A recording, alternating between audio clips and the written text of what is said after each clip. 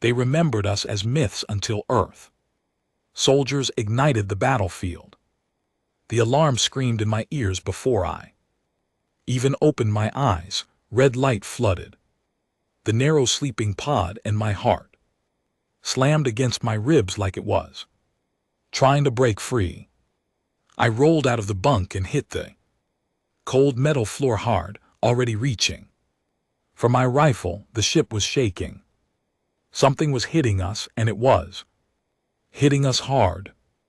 My name is Kalen Vore, and I am a soldier from Earth. I was sleeping on a warship called the Hope of Velter when the enemy found us. That was 30 seconds ago. Now I was running down a hole full of panicked alien crew members, trying to reach my battle station before the whole ship came apart around me. I pushed past a tall blue creature with 4 arms who was frozen in fear. His name was Zethka, and he was supposed to be our squad engineer. I grabbed his shoulder and shook him hard. His big black eyes finally focused on my face. "Move," I told him now.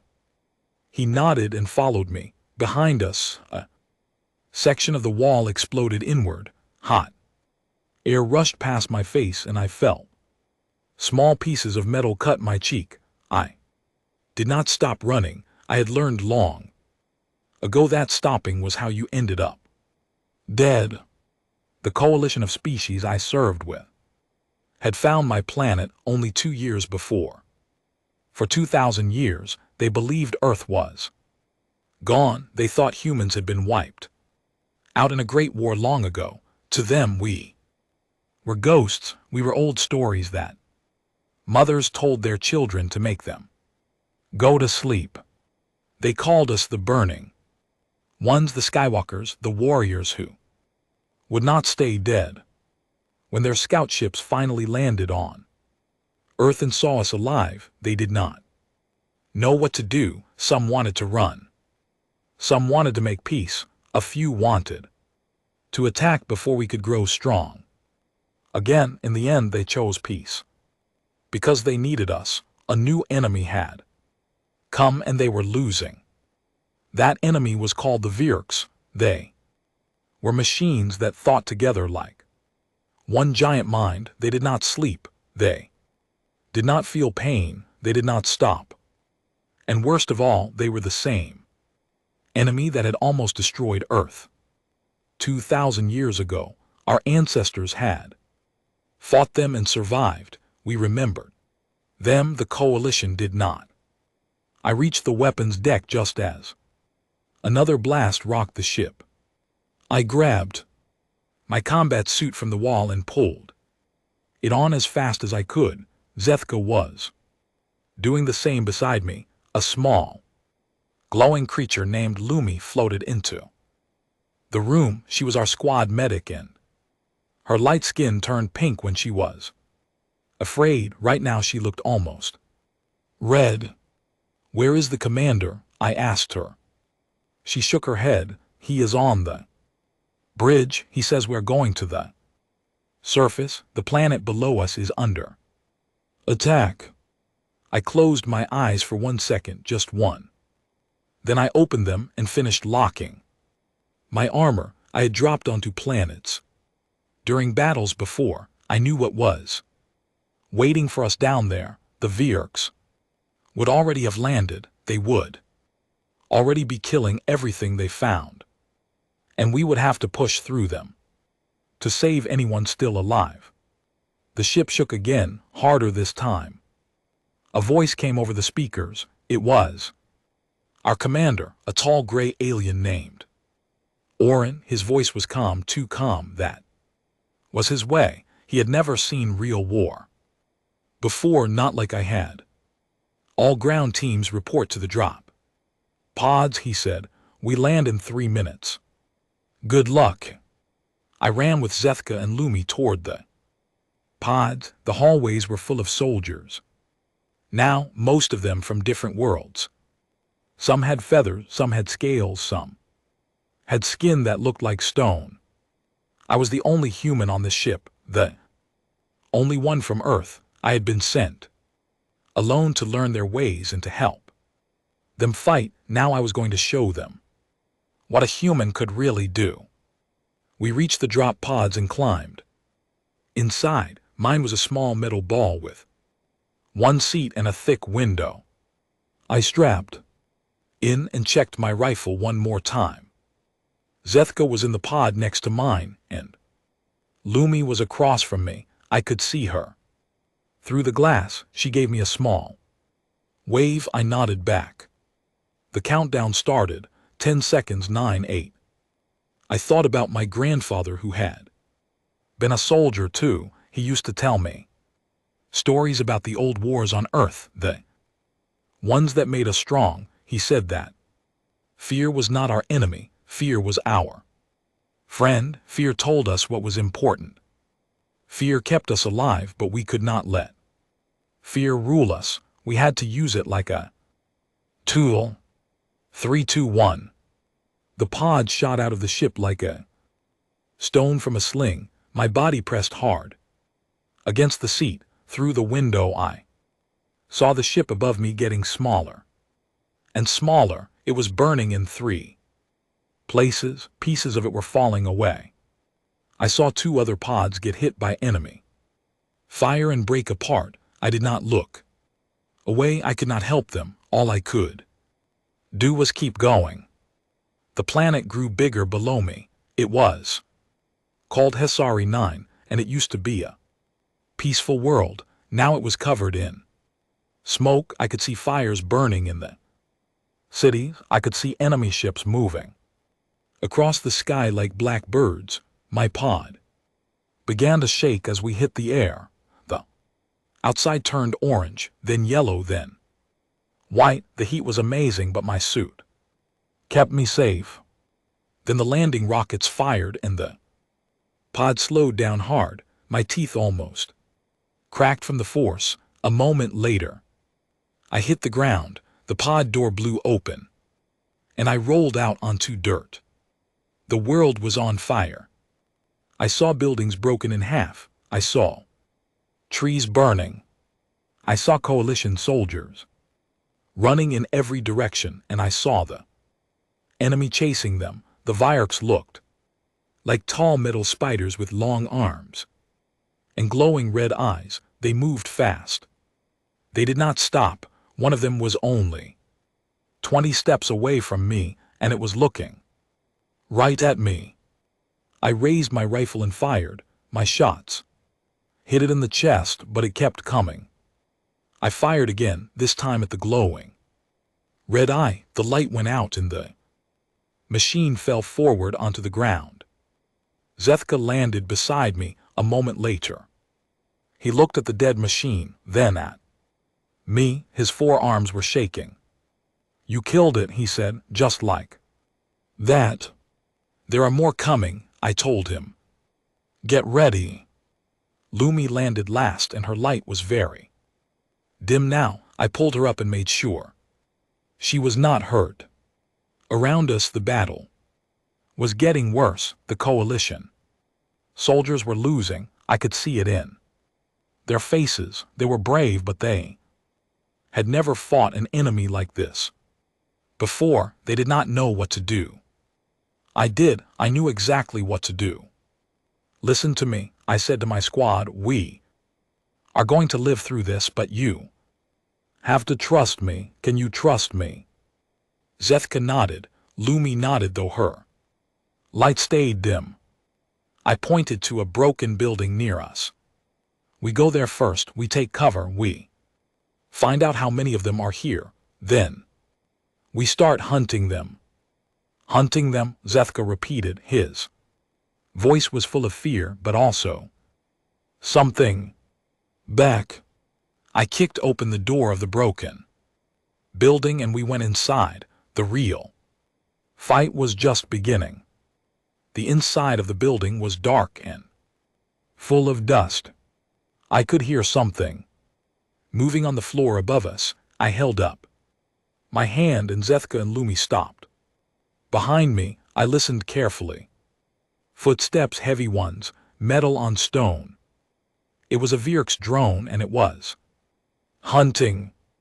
I pointed up, then to my ear, then held up one finger. Zethka understood. He pulled out a small tool from his belt and began to set it on the floor. It was a sound maker. It would make noise somewhere else and pull the enemy away from us. I was impressed. Maybe my squad was not as green as I thought.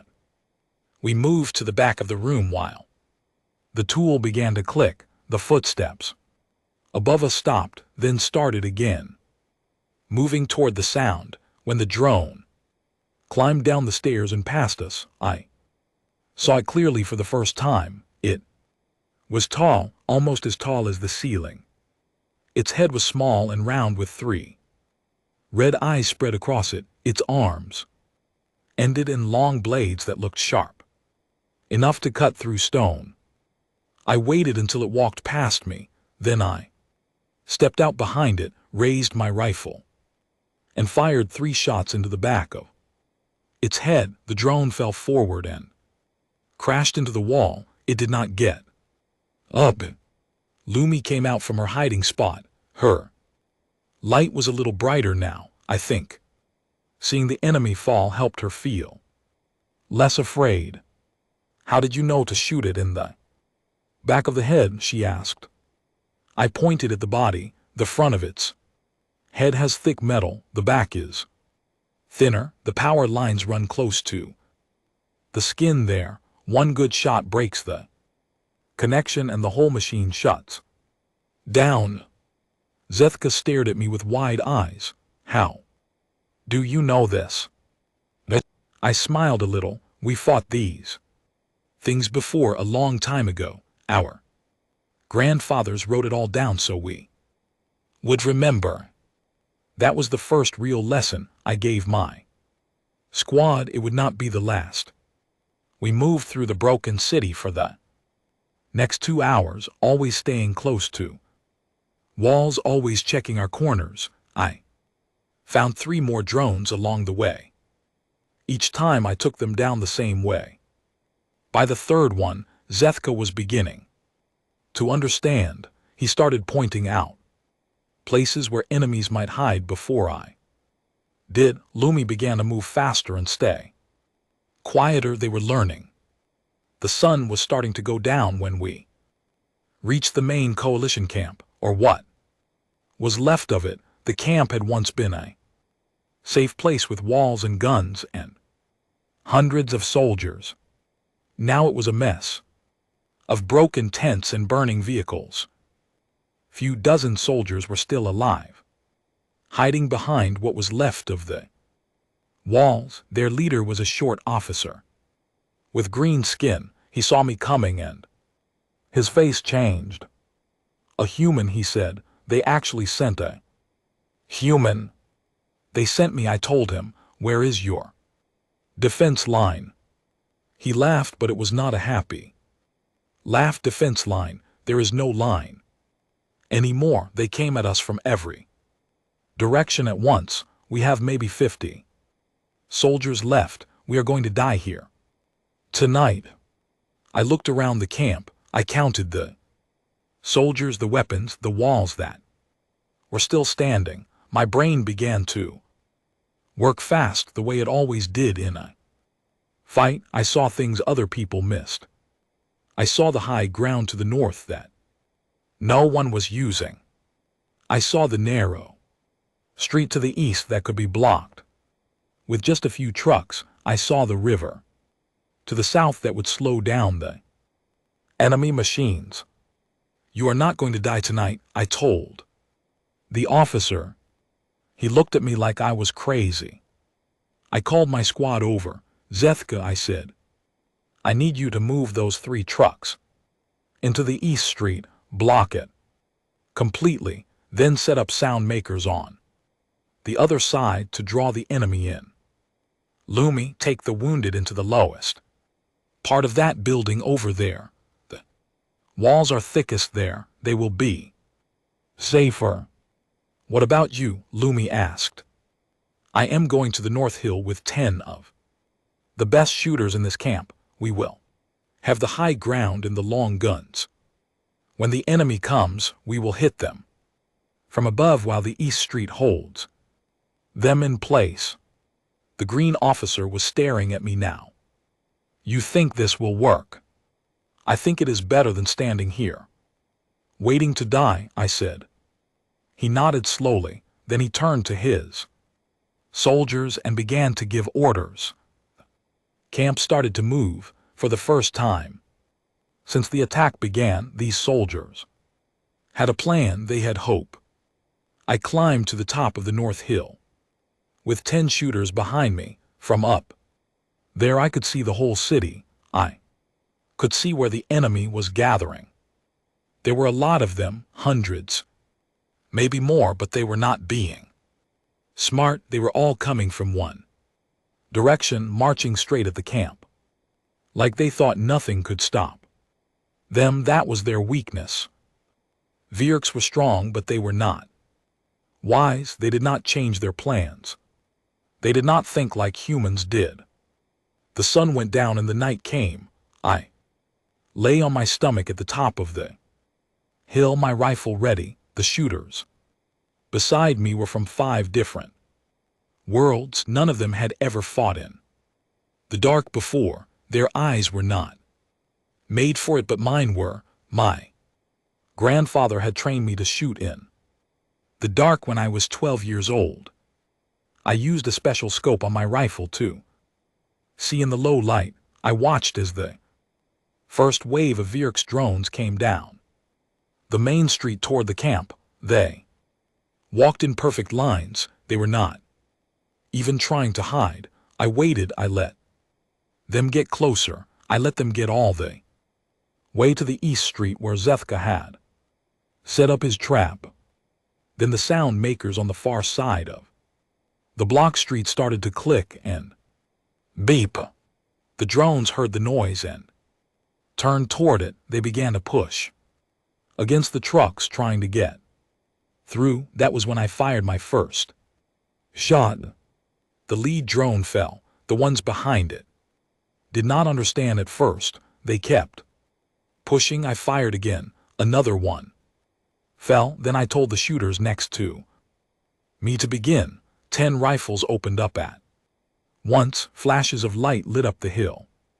The drones began to turn, looking for where the shots were coming from, but by the time they found us, they had lost 20 of their number, and still they could not get past the trucks.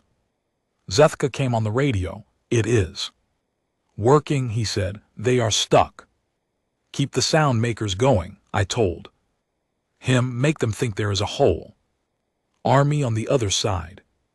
For the next hour we killed Vierks drones by the dozens. They kept coming, and we kept firing. The green officer radioed me once to ask if I needed more shooters. I told him to hold his people in reserve. The trap was working. Changing it now would only ruin it. Then, just when I thought we were winning, everything changed. A new sound came from the west, a low, deep sound like thunder that did not stop. I turned and looked. In the distance, moving through the broken city, was something much bigger than a drone. It was the size of a house. It walked on 6 legs and its body glowed with strange red lights. I had seen pictures of these before in my grandfather's old books. It was a heavy walker, a war machine built for one job, which was to break through any defense the enemy put up. I felt fear crawl up my spine. I pushed it down. Fear was a tool I would use it. Zethka, I said into the radio, pull your people back from the East Street right now. Why? He asked. Because we have a new problem, a big one. Get everyone back to the main camp. The walker crashed through a small building as if it were made of paper. It was heading straight for us. Its cannon began to glow, and I knew what was coming. Next, I shouted at the shooters beside me to move. We slid down the back of the hill just as a blast of red energy hit. The whole hill shook, rocks flew everywhere. One of my shooters, a young soldier with silver skin, was not fast enough. I saw him fall. I did not have time to go back for him. We reached the bottom of the hill and ran toward the camp. The walker was close behind us, crushing trees as it came. My mind was racing. How do you stop a machine that big? Not with rifles, not with the weapons we had. But then I remembered something else. My grandfather had told me, every big machine has a weak spot. You just have to find it, and you have to be brave enough to get close. I had an idea. It was a bad idea. It was maybe the worst idea I had ever had, but it was the only one I had. Zethka, I said into my radio, meet me at the camp. Bring all the explosives you have left and bring a rope. A rope, he said. What for? You will see, just bring it. Behind me, the walker let out another blast. The sound was so loud it hurt my ears. I ran faster. The camp was only a few hundred steps away. The green officer and his soldiers were watching me run toward them with the monster coming up fast behind. They raised their guns. I waved my hands. Do not shoot, I shouted. You cannot hurt it. Save your bullets. I reached the camp and slid to a stop. Zethka was already there with a bag of explosives and a long coil of rope. Lumi was with him. Her face was full of worry. What are you going to do? She asked. I looked at the walker. It was maybe 200 steps away, now coming closer every second. I looked at the rope. I looked at the explosives. I thought about my grandfather and about all the soldiers before him who had done things that seemed impossible because they had to be done. I am going to climb that thing, I said, and I am going to put these bombs inside it, and then I am going to jump off before they go off. Zethka stared at me. That is crazy. Yes, I said, it is, but it is going to work. I grabbed the bag and the rope, and I ran toward the walker. I did not look back. If I looked back, I might lose my nerve, and a soldier who loses his nerve is already dead. The walker was even bigger up close. Its legs were thicker than tree trunks, and each one ended in a clawed foot that could crush a vehicle flat. I ran to the left of it, staying low, moving fast. The walker did not see me at first. Its eyes were on the camp, looking for bigger targets. I was small and low and quick, three things the Vurax did not expect from their enemies. I reached the back left leg and threw the rope up toward a piece of metal sticking out of the side. On the first try, it missed and fell back down. Walker took a step forward, almost stepping on me. I rolled out of the way just in time. My ears were ringing from the sound of its foot hitting the ground. Dirt filled my mouth. I spat it out and tried again. The second throw caught. I pulled hard to make sure the rope was tight, and then I began to climb. My arms burned. My hands shook. The walker was moving, and each step made me swing back and forth like a child on a rope swing, but I did not let go. My grandfather had made me climb ropes when I was a boy, over and over until my hands bled. He said that one day I would need to climb something important, and I would not have time to learn then. He was right. I reached the middle of the walker's body and climbed up onto a flat section between two of its legs. From here I could see the whole battlefield below me. The camp was under fire from the last of the drones, but my plan at the East Street had worked. The enemy numbers were much smaller now. If I could just take out this walker, the coalition soldiers might actually win. I opened my bag and took out the first explosive. It was about the size of my fist with a small timer on top. I looked for a place to put it. I needed to find the power core, the place where the walker kept its energy, on the old drawings my grandfather had shown me. The core was always in the middle of the body under a hatch. I crawled forward, looking for it. The walker fired its cannon again. The kick of it almost threw me off. I grabbed onto a pipe and held tight. When the shaking stopped, I kept moving, and then I saw it. A round hatch, maybe the size of a dinner plate, right in the middle of the walker's back. Red light was coming from the edges of it. I pulled out a tool from my belt and began to work on the hatch. It was not locked, thank goodness. The Vierks did not think anyone would ever get this close. Why would they? They were the strongest machines in the galaxy. No one climbed on top of them. No one was crazy enough, except a human with a rope and some bombs, and a grandfather who had taught him well. The hatch came off and I looked down. Inside, there it was, the power core. Ball of red light spinning in the middle of a network of wires and tubes. I set the first explosive on the edge of the hatch and started the timer, 30 seconds. Then I placed a second one next to it, and a third.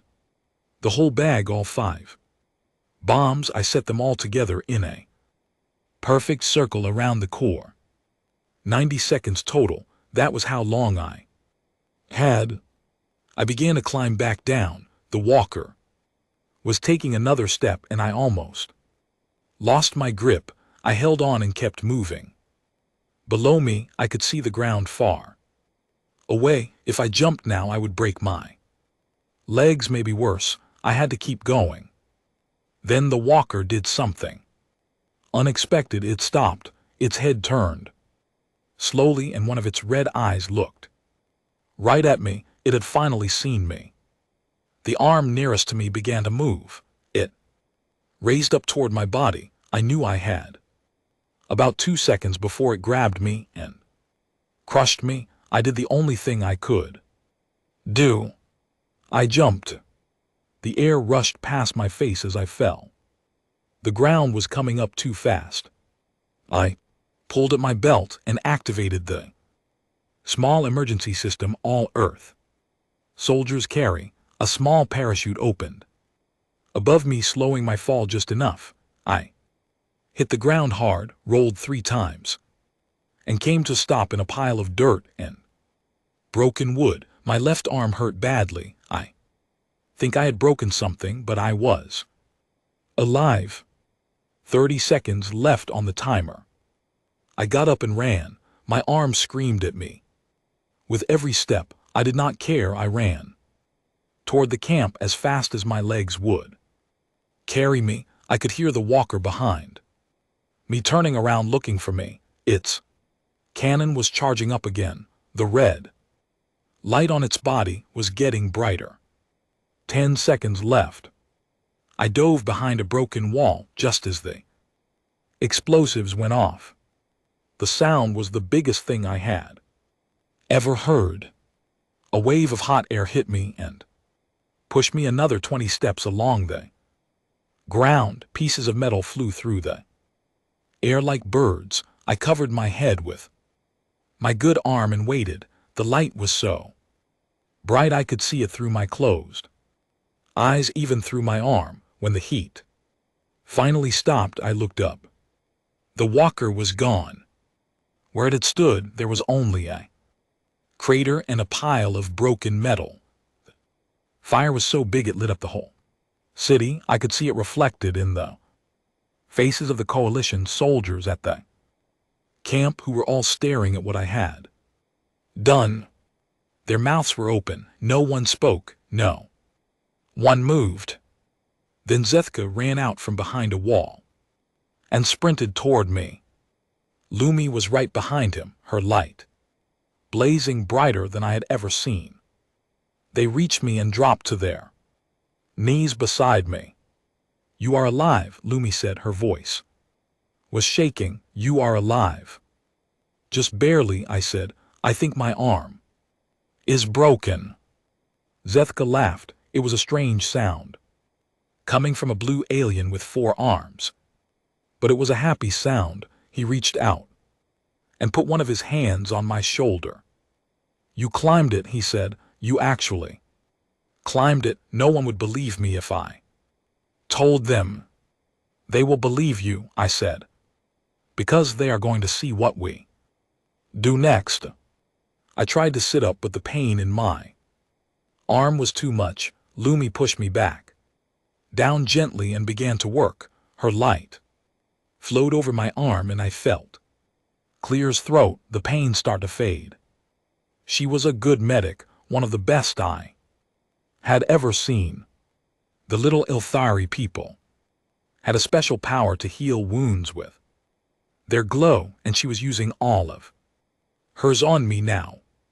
While she worked, I looked back at the camp. The few Varks drones that had been attacking were now stopping. They were not moving. Their red eyes were flickering. Some of them had fallen over still and dead. I understood what was happening. The walker had been connected to the other machines through the big Vyerk's mind. When it went down, it hurt the mind for a moment. The drones were confused. They were not getting their orders. Now I shouted to the camp, "Finish them now." The coalition soldiers came out from behind their walls. They ran toward the drones and began to shoot them while they were still confused. One by one, the enemy machines fell.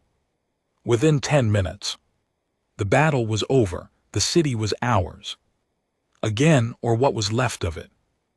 The green officer walked over to where I was lying. He looked at me for a long time without speaking. His face was hard to read. Finally he spoke. "In my whole life," he said, "I have never seen anything like what you did tonight." I shrugged with my good arm. "Back home, this is just called Tuesday." Zethka laughed again. Lumi did not understand the joke, but she smiled anyway. The green officer shook his head slowly. "When my bosses hear about this," he said, "they will not believe me either." "Tell them anyway," I said. "Tell them humans are not myths. Tell them we are soldiers, and tell them we are just getting started." He nodded and walked away. I watched him go. In the distance, the sun was starting to come up. A new day on Hesari 9. The first day of the real fight. Lumi finished healing my arm. I sat up carefully. It still hurt, but I could use it now. I could hold a rifle. I could climb another monster if I had to. And I had a feeling I would have to, because the VX were not done. One walker down meant nothing to them. They had thousands more, and when they realized what had happened here, they would not send small attack teams anymore. They would send everything they had. They would send their biggest weapons, the ones from the old stories, the ones that had almost ended Earth 2,000 years ago. I looked up at the sky. Somewhere up there, the hope of Welter was still in orbit, still fighting. Somewhere beyond that, the coalition fleet was moving toward us, hoping to help, and somewhere beyond that, Earth was watching, waiting to see what I would do next. I got to my feet. My squad stood up beside me, Zethka with his 4 arms, Lumi with her glowing skin, and me, human with a broken arm that was not broken anymore.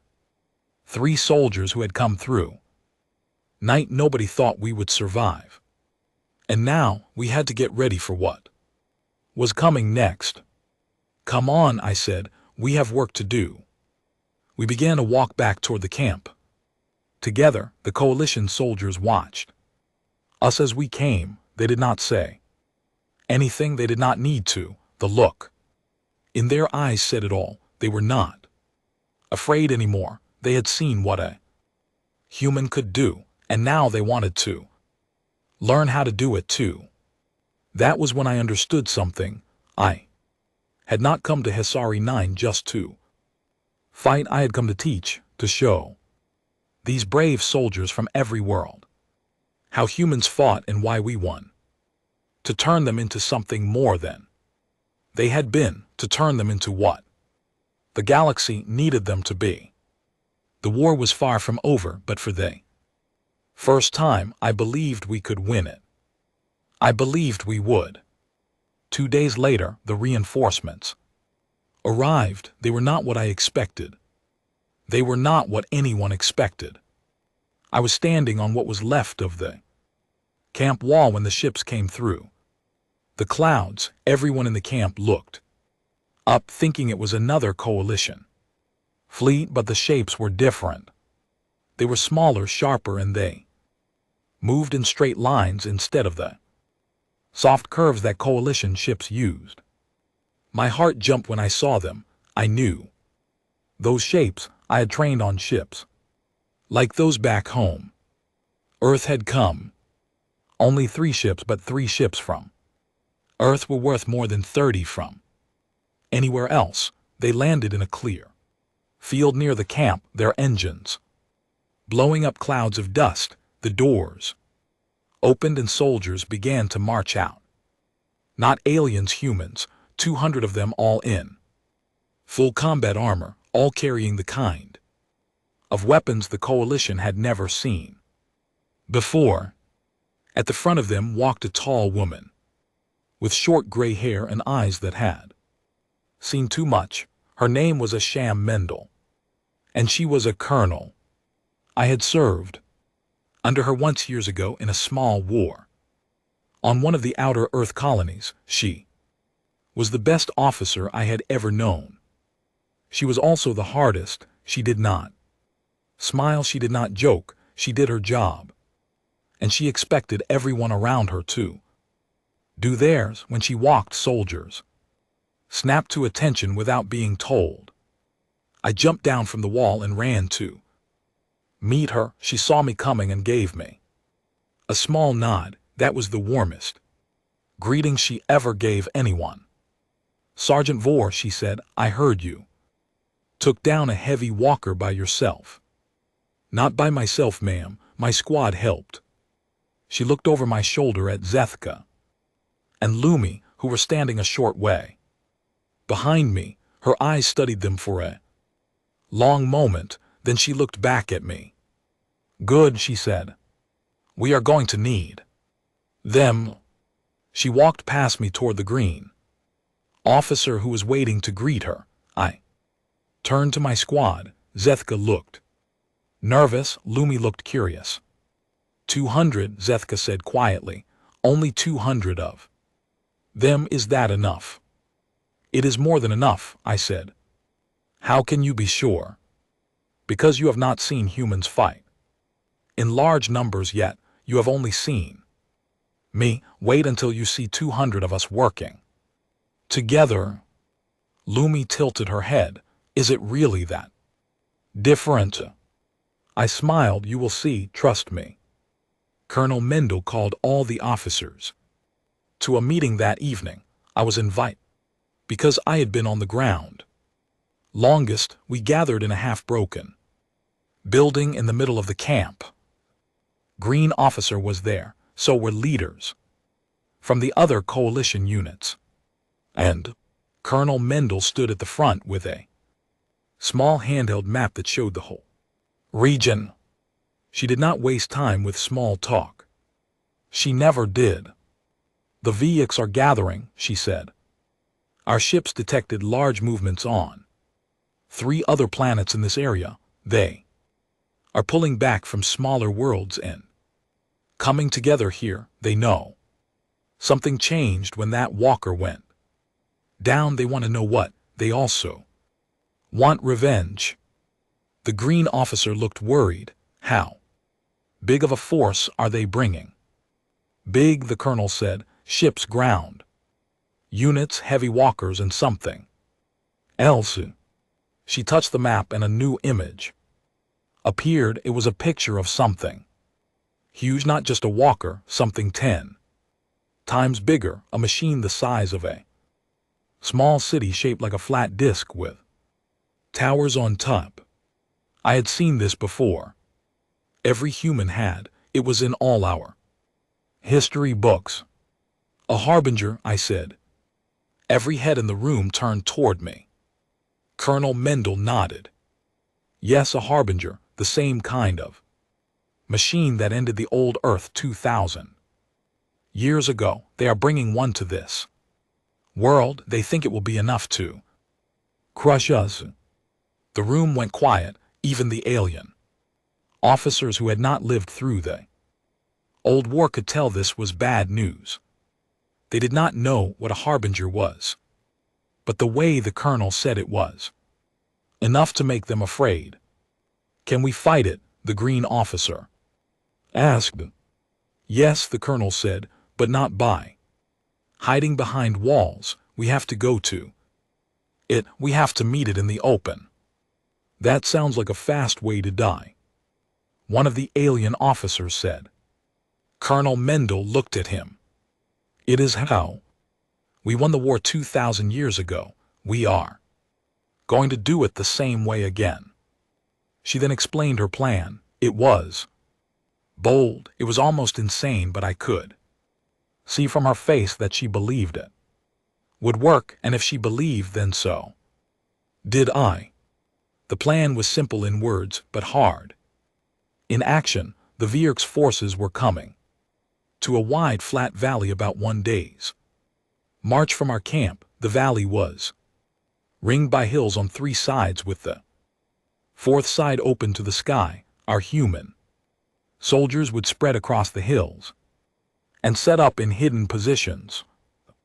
Coalition troops would form the main line at the bottom of the valley, acting like bait. When the Vierks attacked the bait, the humans in the hills would come down from behind and catch them in the middle. The harbinger would be the last problem, and we would deal with it when the time came. One of the alien officers raised his hand. Colonel, your coalition troops will be bait. You are saying our people will be the ones getting hit first? Yes, the colonel said. There is no easy way, but here is the key. We have something your armies have never had before. We have human training. Starting tomorrow at dawn, every coalition soldier in this camp will train under a human officer for 1 full day. They will learn what we learned. They will learn how we think, and when the battle comes, they will fight like we fight. There were grumbles at this. Some of the alien officers did not like being told what to do, but they also knew that they had no better ideas. Their own plans had failed so far. Everyone in that room had seen friends die. They were ready to try something new. 1 day of training is not much, another officer said. It is enough, the colonel answered. It has to be. It is all we have. The meeting ended, and the officers went back to their units. I walked out with Colonel Mendel. Outside, the sun was setting, turning the sky red and orange. She stopped and looked at it for a moment. You have changed since I last saw you, she said. You carry yourself differently. I have seen things, my AM. We all have, Sergeant, but you are about to see more. I want you as the lead training officer. Your unit has already been in the fight. They know what to expect. Their success will help the others believe. I nodded. Yes, my AM. She turned to look at me. Do not let them down, Vor. I will not. She walked away, and I went to find my Squad, Zethka and Lumi were sitting near a small fire, eating ration packs. I sat down next to them. They looked up at me, waiting. Tomorrow, I said, we start training. The rest of the coalition troops, you two, will be my helpers. Us, Lumi said, but we are not trainers. You have been in my squad for 2 battles now, I said. You have seen how we fight. You know more than the others. That is enough. Zethka looked at the fire. His face was thinking hard. After a long moment he spoke. Kalen, he said, when I joined the coalition forces, I was told humans were dangerous, that we should be careful around them, that they were not like us. I did not understand what that meant. Not really, until I fought with you. I waited. He was not finished. You scare me, he said, not in a bad way. You scare me because you do not think like I do. You do not feel fear. The same way, when a drone comes at you, you see a puzzle to solve. When I see a drone, I see my own end, but then I watch you and I see you solving the puzzle, and I realize that maybe I can solve it too. Maybe I can be more than what I thought I was. I thought about his words. They were the kindest thing anyone had said to me in a long time. You already are more, I told him. Both of you are. The people you were 3 days ago could not have done what you did last night. And the people you become 3 days from now will do things that would amaze the people you are. Right now, that is what a soldier is. Someone who keeps growing, no matter how hard it gets. Lumi reached out and put her small, glowing hand on my arm. Her light was warm and soft. Thank you, she said quietly. We sat there together for a while, watching the fire. In the distance I could hear the sounds of the camp, preparing for war, trucks moving, soldiers talking, the clank of weapons being checked, and far beyond that I could almost hear the Veer's army gathering, getting ready to come and end us. But we were going to surprise them. We were going to do what they never expected. We were going to become something new, something they did not have in their data, something they could not predict. That night I slept for 4 hours. I dreamed of my grandfather. In the dream, he was standing in a field with a rifle over his shoulder looking at me. He did not say anything. He just nodded once, the way he used to when I got something right. Then he walked away and I woke up. The morning was cold. I got up, put on my armor, and went to find Colonel Mendel. She was already at the training field with the other human officers. We the alien troops into groups of 20. And each group got 1 human trainer. I got a group that included Zethka and Lumi and 30 others from different worlds. Some of them had never held a human weapon before. Some had never fired any weapon at all before the war began. I started with the basics. How to hold a rifle, how to move with it, how to breathe before a shot, how to pick your target. Simple things, but I said them clearly and slowly, and I made every soldier practice each one 10 times before moving on. Then I taught them something more important, how to think in a battle. The enemy is not smart, I told them. The enemy is strong but not smart. They do the same things again and again. They attack in lines. They use the same weapons the same way. That is how they lose, because soldiers who think can always beat soldiers who do not think. Zethka raised a hand. How do we think when the fear is so big? That was the right question. I had been waiting for it. You think by doing, I told them. When The fear comes, you do not stop to feel it. You move, you act. You do the thing you train to do. Every time you train, you write a path in your mind. When the battle comes, your body follows the path. Even if your mind is afraid, that is why we train, not to stop being afraid, but to be able to act while we are afraid. I saw understanding in their faces, slow at first, then all at once, they began to get it. For the rest of the morning, I drilled them over and over until they new paths started to form in their heads. By afternoon, they were moving together. By evening, they were thinking together. They still were not human soldiers, but they were closer than they had been at dawn. As the sun went down on that training day, Colonel Mendel walked by my group.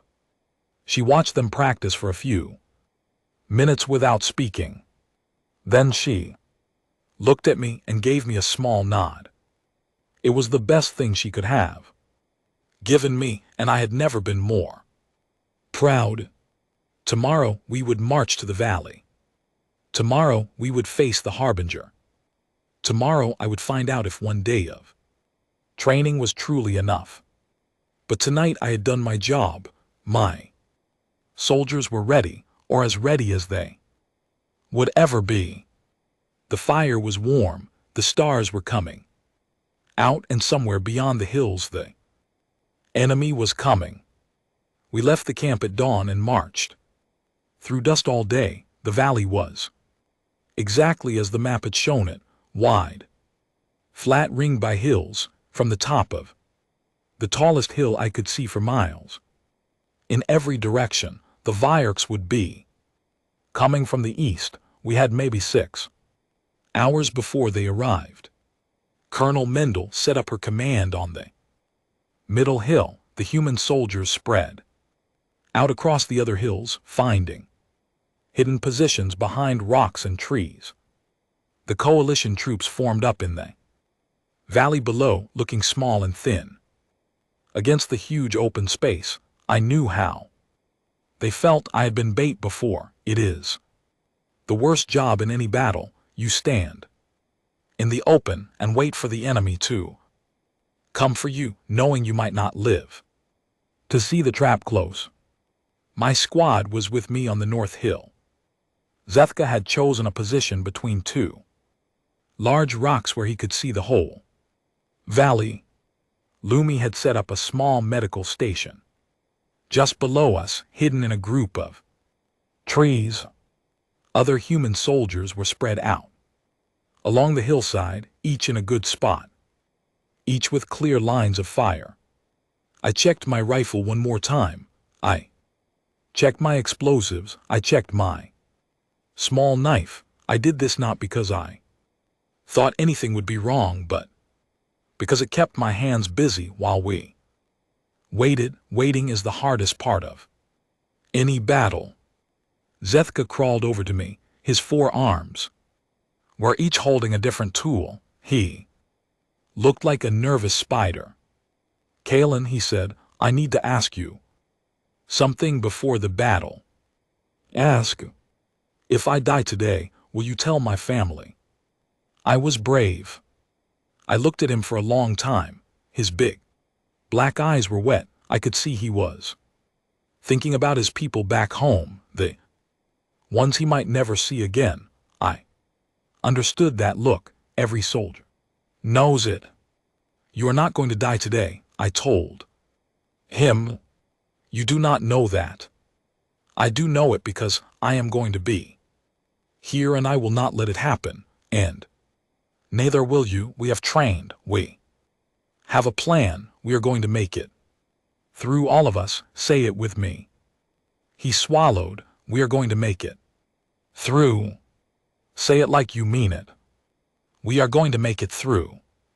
Good. Now stop thinking about dying and start thinking about what you will do. When we win, you owe me a drink from your home world. I have heard stories about Dravik's drinks. That got a small laugh from him. The tightness in his face loosened a little.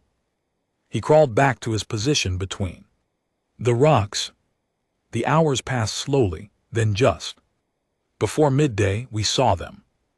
They came like a black river over the edge of the horizon, thousands of drones, walking in lines. Behind them heavy walkers, 10 of them, maybe more, and behind them all, moving slowly but steadily, the harbinger. From this far away, it looked like a small building on legs. Up close, I knew it would block out the sky. Colonel Mendel's voice came over the radio. All units hold, let them into the valley. Do not fire until I give the order. Repeat, do not fire. The Vurax force reached the edge of the valley and began to pour in. The drones moved first, fast and confident. They saw the coalition troops at the far end of the valley and began to march toward them. And GT snorts. And GT, the heavy walkers followed.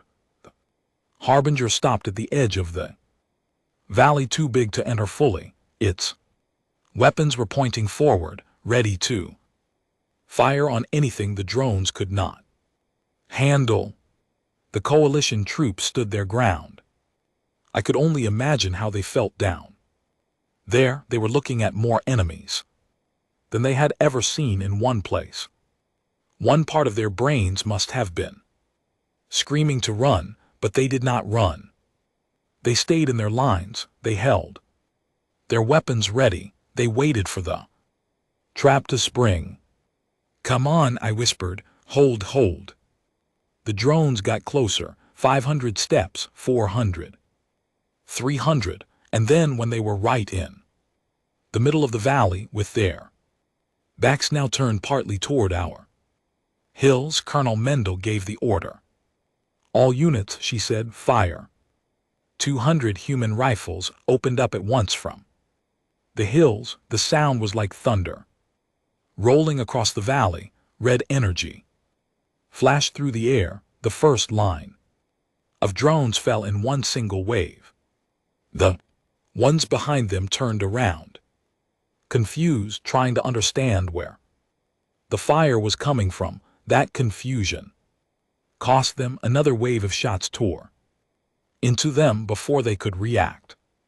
The coalition troops in the valley opened fire too. Now the drones were caught between two forces. They began to break apart, some running toward the hills, some toward the coalition line, some just standing still, not knowing what to do.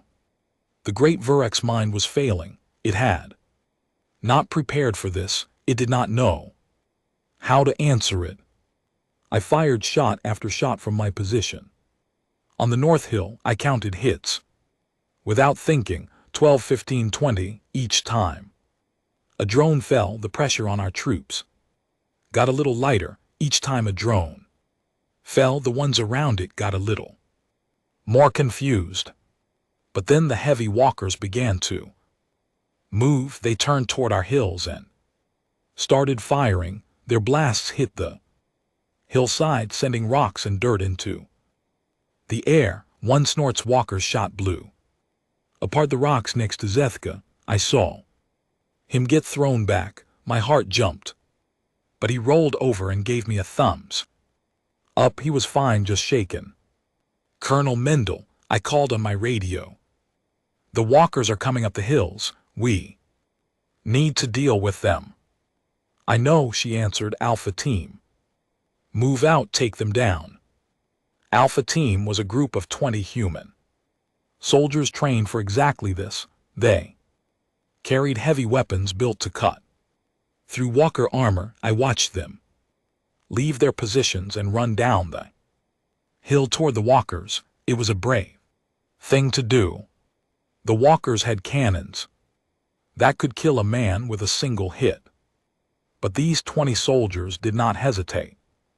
They moved in pairs, covering each other, using the ground and the trees. The walkers began to fall one by one. Each one took time. Each one cost lives. I saw 2 humans get hit. One of them Did not get back up, but the walkers kept falling, 6, 7, 8 until only 2 were left. The last 2 walkers turned and began to retreat back toward the Harbinger. But the Harbinger had decided it was time. Its great cannons began to glow. It was going to end the battle with one huge attack. A blast from a Harbinger cannon could flatten half the valley. We all knew this. We had all read the old stories. Colonel Mendel's voice was calm on the radio. "Kalen, your turn." I had been waiting for this. I grabbed my bag of explosives. These were bigger than the ones I had used on the walker 2 nights before. Colonel Mendel had brought them from Earth, built for one purpose: to bring down a Harbinger. Zeth Guy called Lumi with me. They came without question. Zeth Guy picked up a second bag of explosives. Lumi had her medical supplies ready to patch anyone who got hurt along the way. The 3 of us started down the back of the hill, out of sight of the Harbinger, making our way around to the east side, where the great machine was stopped. This was the part of the plan that almost no one had agreed with: sending a small team to plant bombs on a Harbinger seemed insane.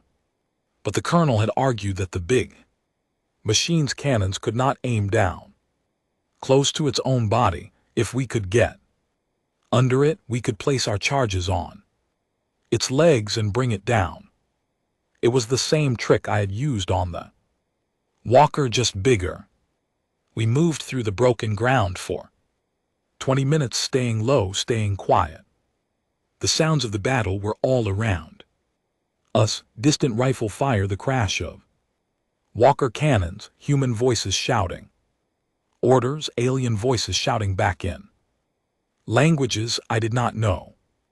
Then we came over a small rise, and there it was, the Harbinger. Up close it was even bigger than I had thought. Its legs were as thick as buildings. The space under its body was like a cave, and there in the shadows were the power junctions that held the whole machine up.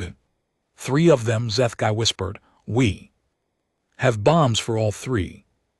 "Good," I said. "You take the left leg. Lumi, you stay at the edge of the cave with your medical bag. I will take the middle and right legs. We place the bombs, set them for 3 minutes, and run." "Understood." They both nodded. We separated. I ran to the middle leg first. The ground under the Harbinger was strange. The great machine was giving off heat, and the air was hot and hard to breathe. My skin began to sweat under my armor. I reached the leg, opened the junction box, and placed the first bomb inside. I set the timer for 3 minutes and closed the box. 1 down. I ran to the right leg. Zethka was already at the left, and I could see him working fast, his forearms a blur. He was going to be faster than me. I pushed myself harder. The right leg was further away than I thought. By the time I reached it, I could hear the Harbinger above me making strange sounds, clicks, deep pulses. The great machine knew something was wrong. A side hatch on the right leg opened, and 3 small Virux drones dropped out. They were the maintenance type, smaller and faster than the battle drones. They saw me right away. They started running. "Zethka," I shouted, "finish it."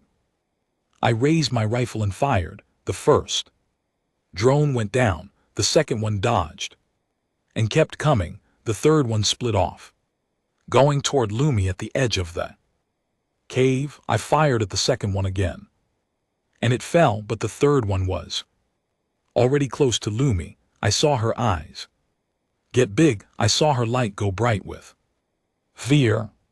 Then something amazing happened.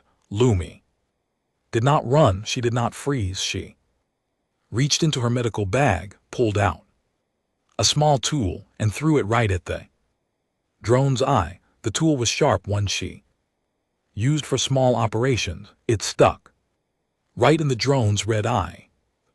Machine staggered. Lumi grabbed her medical laser, which was meant for closing small wounds, and fired it straight into the broken eye. The drone fell smoking. She had just killed a VX drone with her medical tools. No time to think about it. I ran to the right leg, opened the box, set the bomb.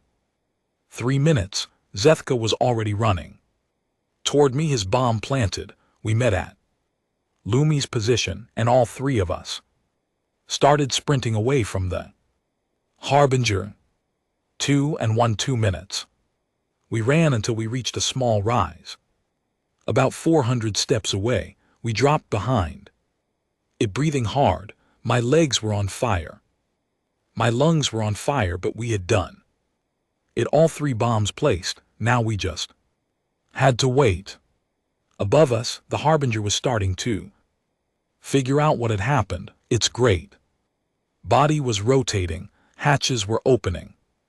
More drones were dropping out, but they were too late. The countdown was running. There was no way for the great machine to find all 3 bombs in time. 2 minutes. Then I felt the ground shake. It was a different kind of shake, not from the Harbinger, something else. I turned my head and looked behind us, and my blood went cold. The 2 walkers that had tried to retreat, the last 2 they had circled around, they were coming up behind us. They had seen us running, and they were charging right at our position. Zethka saw them too. His forearms started shaking. Kalen, he said, we cannot outrun them. We did not need to outrun them. We just needed to stay alive for 2 more minutes. But how? I looked at the ground around us. Rocks, dirt, a few broken trees, no cover big enough to hide behind. The walkers were 400 steps away. They would reach us in less than a minute. Then I had an idea, a terrible idea, but the only one I had. Lumi, I said, your light, how bright can you make it? She looked at me confused. Very bright, but only for a few seconds. It will hurt me to do it. Will it blind them, the walkers? Her eyes got wide. Yes, it could. Walkers see with red eyes. A bright enough flash could confuse them. Do it now, when they get within 100 steps. She nodded. We waited. The walkers got closer. 300 steps, 200, 100. Now, Lumi closed her small eyes and pulled on every bit of light she had. Her whole body began to glow, first yellow, then white, then a white so bright I had to look away. A flash of light burst out from her like a small sun. The walkers staggered. Their red eyes flickered. They stopped moving, turning their heads back and forth, confused. Lumi collapsed onto the ground. Zethka grabbed her. I grabbed him. We pulled her behind a rock. Her light was almost gone now. Her skin was gray. She had used everything she had. Hold on, I told her. Just hold on. 10 more seconds. 10 seconds passed like 10 hours. The walkers were starting to recover. Their eyes were getting bright again. They would see us in a moment. They would fire. And then the bombs went off. The 3 explosions were huge. The Harbinger's legs broke in 3 places. At once, the great machine tilted, swayed, and then began to fall.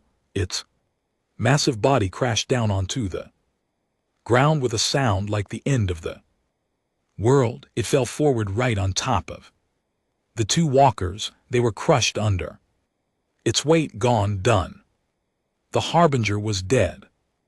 Zethka and I stared at it for a long moment. And GT snorts. and GT. We could not believe what we had just done. Then Lumi made a small sound and I remembered she was hurt. I looked down at her. Her light was almost out. Her skin was gray. Her breathing was weak. Zethka, I said, we have to get her back to the camp now. He picked her up in two of his arms. I grabbed our gear with one hand. We began to run back toward the coalition lines. As fast as we could, my radio was going crazy with voices. Colonel Mendel, other human officers, coalition leaders, they were all shouting at once. I could not make sense of any of it. I just kept running. By the time we reached the coalition lines, the battle was over. Without the Harbinger, without the walkers, the Vierk's drones had lost their will. They had tried to retreat, but the coalition troops had cut them down. The valley floor was covered in broken machines. Human and coalition soldiers were walking among them, finishing off the ones that still moved. We had won. But as I looked down at Lumi and Zethka's arms, I was not thinking about winning. I was thinking about the small glowing soldier who had saved my life with her courage, and I was begging her silently not to die. Lumi did not die. It took 3 days of healing, but she pulled through. Her people were strong. When I visited her on the second day, her light was coming back, a soft blue glow that went from her chest to her fingers. She was sitting up in her medical bed, eating a bowl of something that looked like soup. She smiled when she saw me.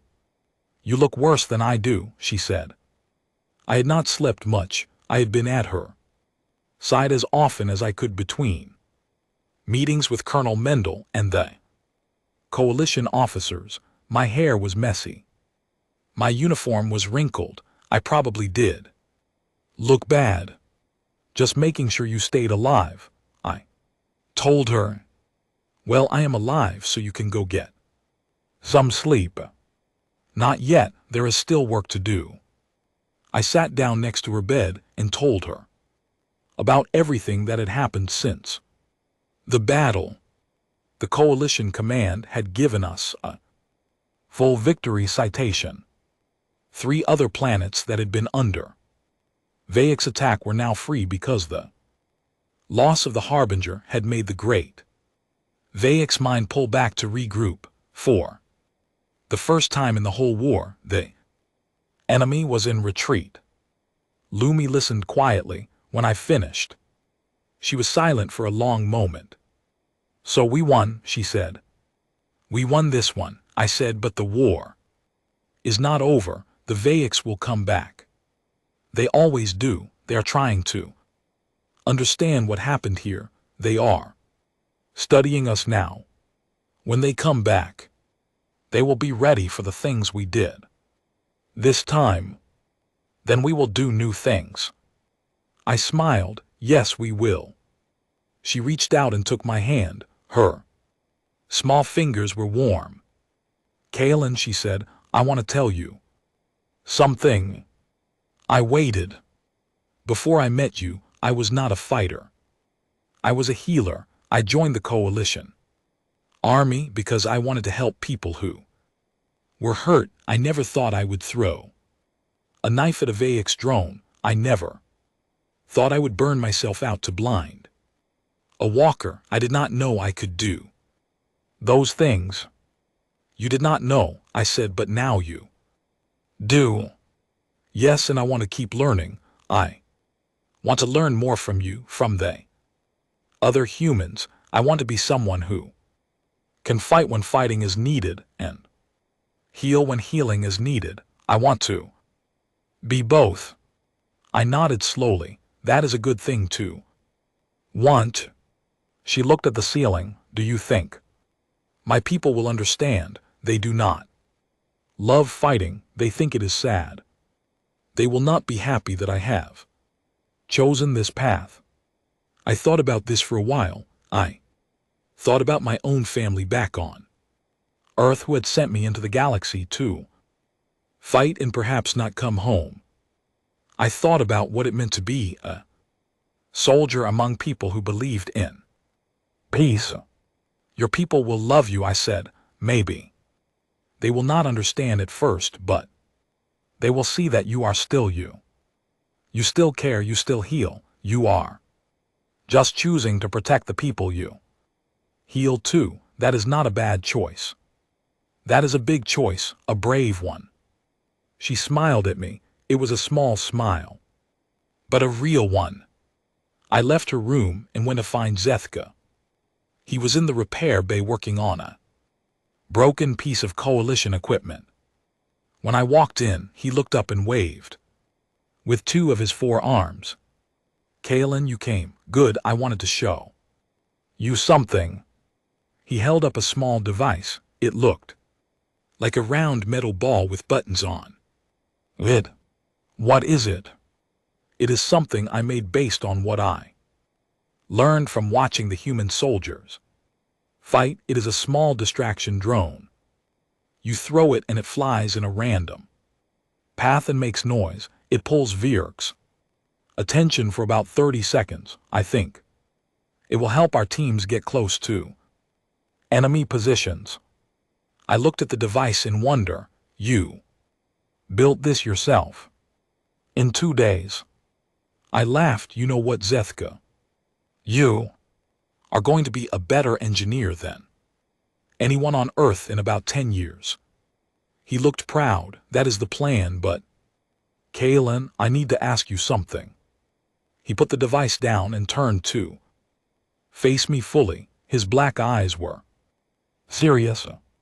I want to move to Earth, he said, for training. I have spoken with the Coalition Command. They say if a human unit will take me, I can go. I have already applied, but I need a human to vouch for me, a human who knows I am ready. I was surprised. Move to Earth. Yes, I have learned so much from you in just days. Imagine what I could learn in years. Imagine what I could bring back to my people if I go to Earth and study there. When I come back, I will be something new. I will be a Dravex human or something like that. I do not have a word for it yet. I thought about this. Earth had never had a student from off-world before. The idea was strange, but maybe it was time. I will speak for you, I said. I will write a letter to my training command. I will tell them you are worth it. His face lit up in a way I had never seen before. Thank you, Kalen. Thank you. Do not thank me. You did the work. I just said the true things about you. He hugged me with all 4 arms. I was not used to being hugged, but I let him do it. It seemed important to him. Later that day, I walked through the camp alone, thinking the coalition troops were rebuilding, repairs were happening everywhere. I saw human trainers working with small groups of alien soldiers, teaching them more of what I had taught on that first day. The work was continuing. It would never stop. Commander Oren, the tall gray alien who had been my first officer on the ship, found me near the edge of the camp. He was watching the sunset. He nodded to me when I came up. Sergeant, he said, do you have a moment? Of course, sir. I have been thinking about something since the battle. Yes, sir. He looked at the sky for a long time before he spoke again. My people, the Crescent, we have a very old belief. We believe that a soldier who takes a life takes a piece of his own soul with it. We believe it is the saddest thing a person can do. Many of us do not join the military because of this belief. I joined only because I thought I could be a commander, someone who gives orders but does not have to pull the trigger. I listened quietly. But during the battle, he said, I picked up a rifle one of my own soldiers had fallen and the enemy was very close. I picked up his rifle and I fired it. I killed a drone and then I fired again. And again. He stopped. His voice was shaking a little. I was taught all my life that this would destroy me, that I would lose my soul. But I feel no different, Kalen. I feel like the same person I was before. I do not understand. I thought carefully before I answered. This was a big thing for him. I did not want to get it wrong.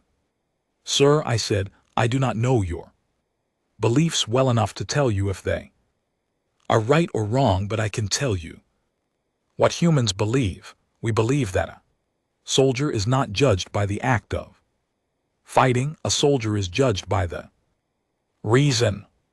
If you fight to protect the helpless, if you fight to save your people, if you fight so that more will not die, then the fighting does not take your soul. It proved your soul is strong.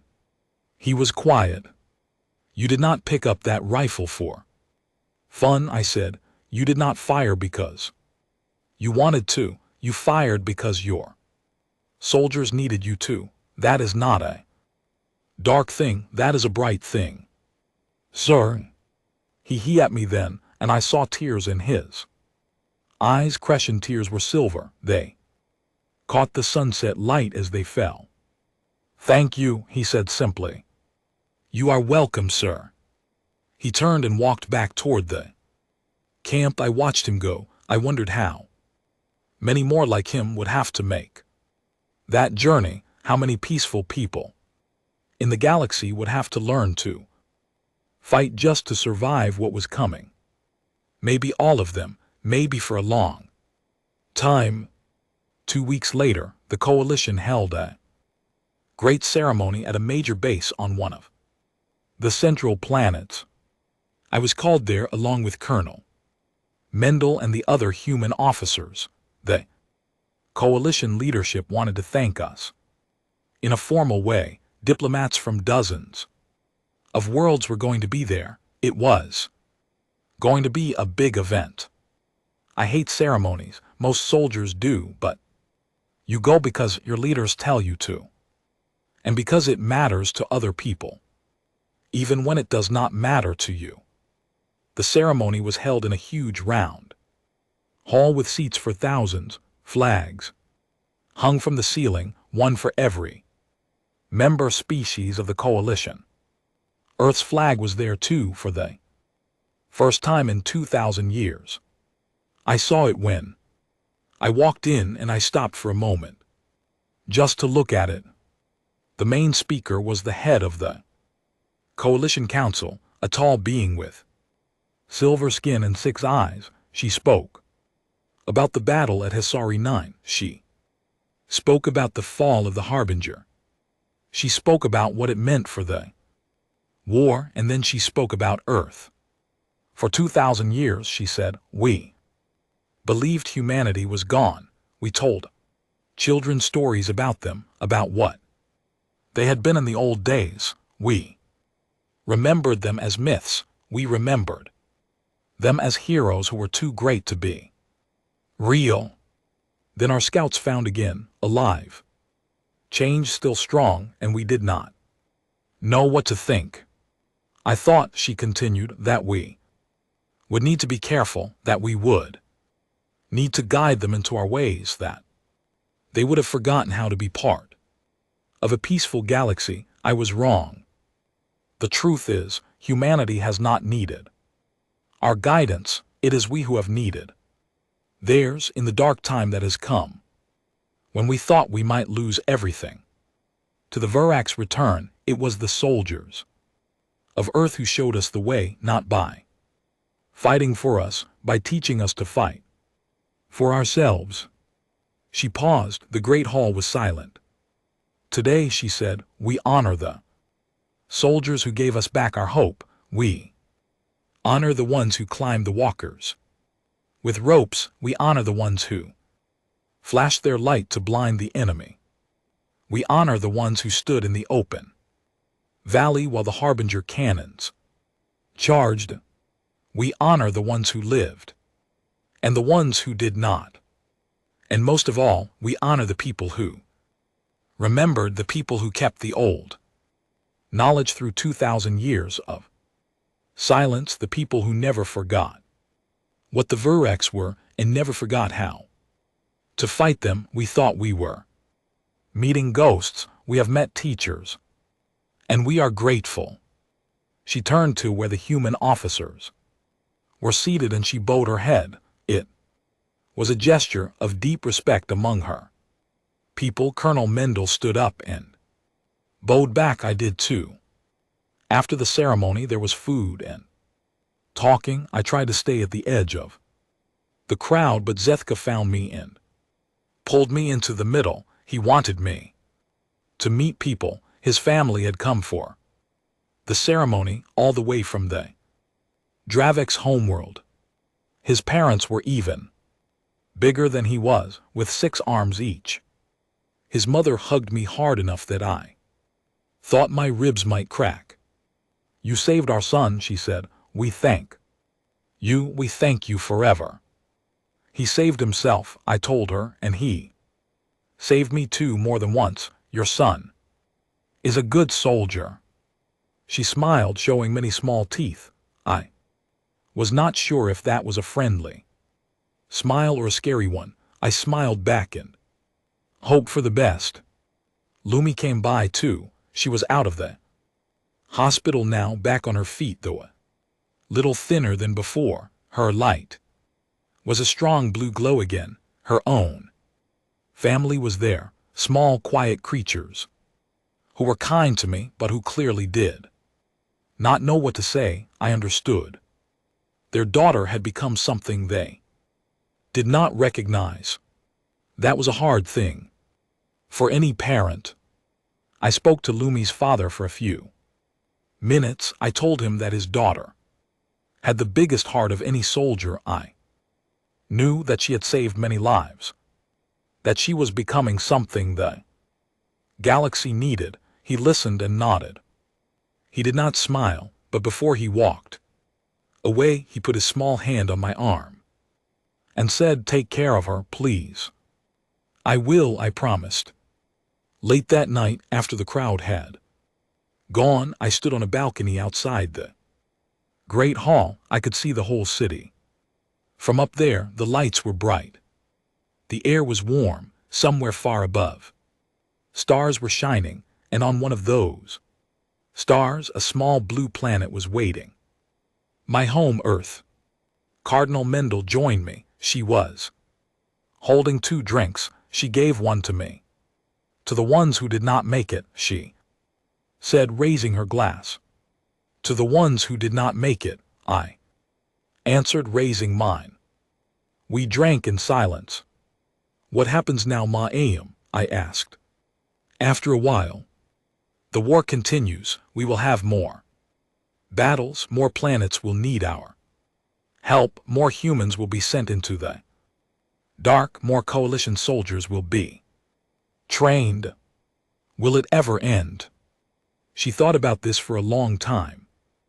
"It will end," she said finally, "but not the way wars usually end, not with a big battle and a treaty. It will end when the enemy understands that we are not the galaxy they invaded 2,000 years ago.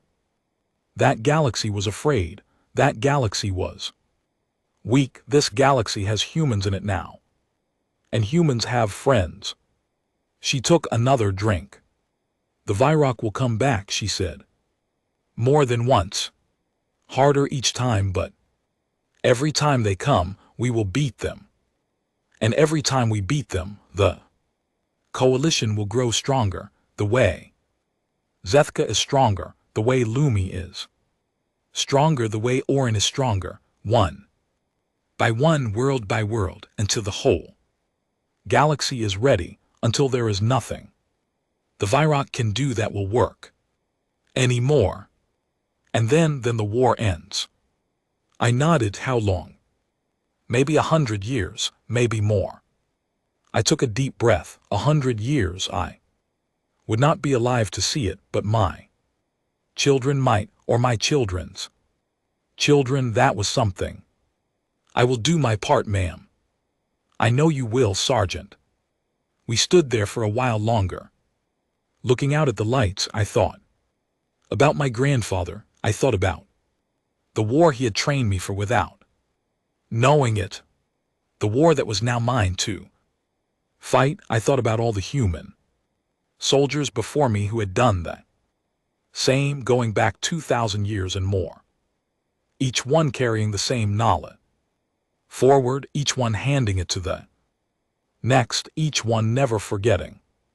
They had remembered us as myths. Now we were something else. We were soldiers, we were teachers, we were the ones who showed up when things got bad. We were the ones who did not leave until the job was done. I finished my drink. I put the empty glass on the railing. Colonel Mendel did the same. Together we walked back inside. Tomorrow we would leave for a new planet, a new fight, a new chapter. The war would not wait, neither would I. The galaxy had needed heroes. Earth had sent soldiers instead, and soldiers, I knew, were far more useful than heroes ever were. Heroes are born, soldiers are made. And we had been made for exactly this.